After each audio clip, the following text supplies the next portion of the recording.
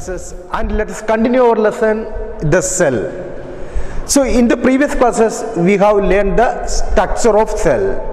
There we have learned that cell, there will be cell membrane. We have learned about cell membrane, and cytoplasm also we have learned.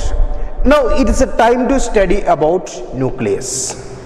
Nucleus is a small oval shaped or spherical shaped part. So even it is small,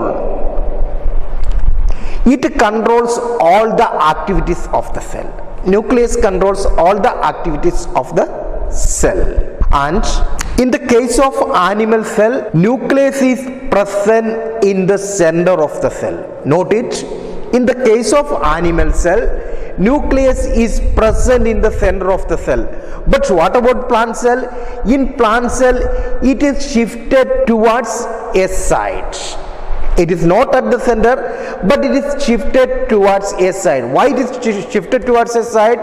It is shifted towards a side because of the large vacuole. We will study about vacuole. Plant cell contains a large vacuole. So due to the presence of this large vacuole, the nucleus will be shifted to any of the side in the plant cell. Okay, so we can say that nucleus is the control center of the cell. Nucleus is the control center of the cell. Hope you have understood about the nucleus. It is oval shape or spherical in shape. It is present almost in the center of the cell in the case of animal cell, but it is present towards the side in the plant cell. Now let's learn about the parts of the nucleus. What are the parts of the nucleus? The main parts of the nucleus are nuclear envelope, nucleoplasm, nucleolus, and chromosomes. Hope you are getting me. So the main parts of the nucleus are nuclear envelope, nucleoplasm, nucleolus, and chromosomes. This nuclear envelope, in some books it is given as nuclear membrane. Nuclear membrane is a double layered membrane that surrounds the nucleus.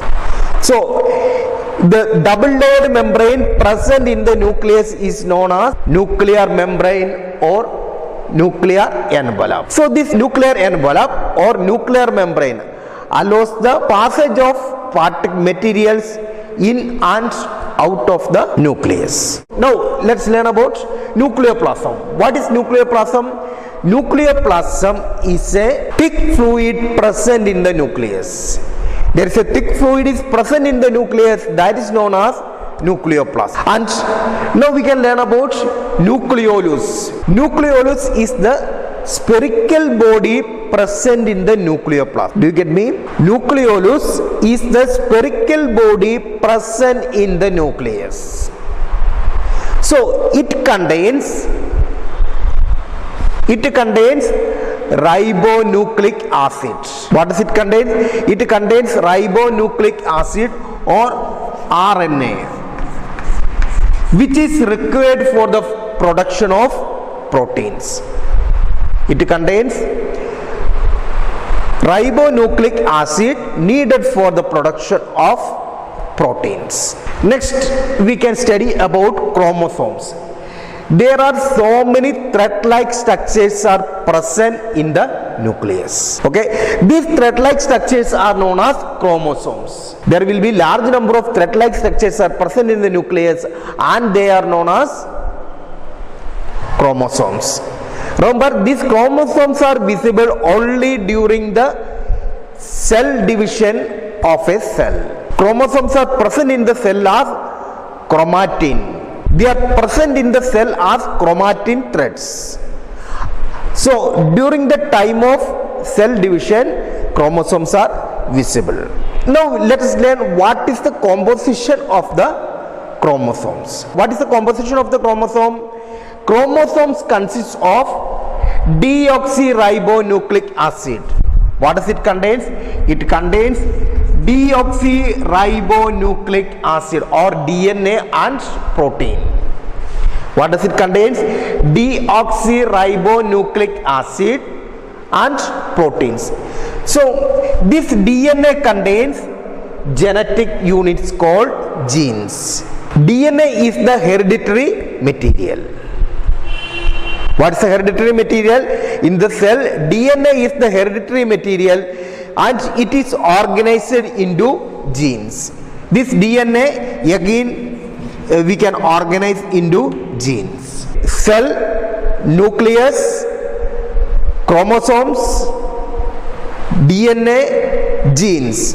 So till now what we learned the basic hereditary unit. Now we have learned that basic hereditary unit is genes. These genes are responsible for the transfer of hereditary characteristics from one generation to next.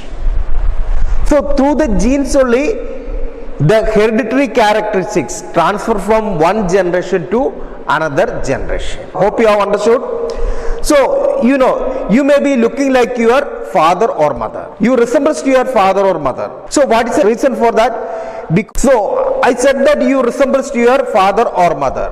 The reason is that you get a copy of the genes from your father and you get a copy of the genes from your mother.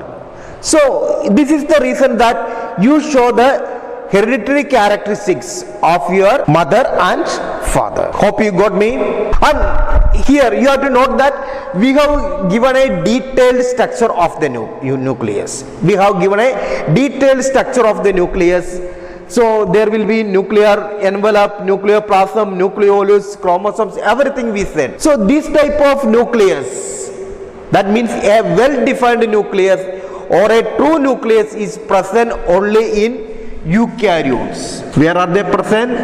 They are present only in eukaryotes or eukaryotic organisms. They are present only in the eukaryotic organism. Or we can define eukaryotic organism in such a way that organisms which contain a well-defined or true nucleus is known as eukaryotic organism.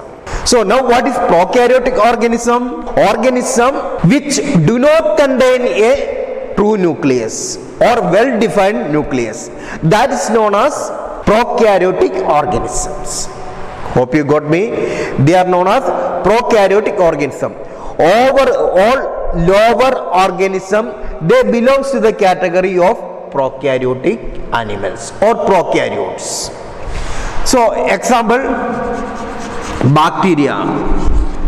How genetic material, that means RNA of the bacteria is present. RNA of the bacteria or genetic material of the bacteria is present in the cytoplasm. There will be cell membrane. Inside the cell membrane there will be cytoplasm. In the cytoplasm directly what is present? There the genetic material is present. There we cannot see a nuclear envelope or nucleoplasm or nucleolus. There directly genetic material is present. Hope you have got me. So we have learned about nucleus and its parts, and also we have learned prokaryotic and eukaryotic organisms. Now let us learn what are the functions of nucleus. What are the functions of nucleus? The functions of nucleus I have written here. It controls all the activities of the cell. We have already said that this is the control center of the cell. That means all the activities, all the life activities of the cell is controlled by nucleus. So we can say that it controls all the activities of the cell. And next point, it stores and transmits information of all hereditary characteristics from one generation to another. So this nucleus contains chromosomes, chromosomes contains DNA and genes. So they are responsible for the transfer of characteristics from one generation to another generation.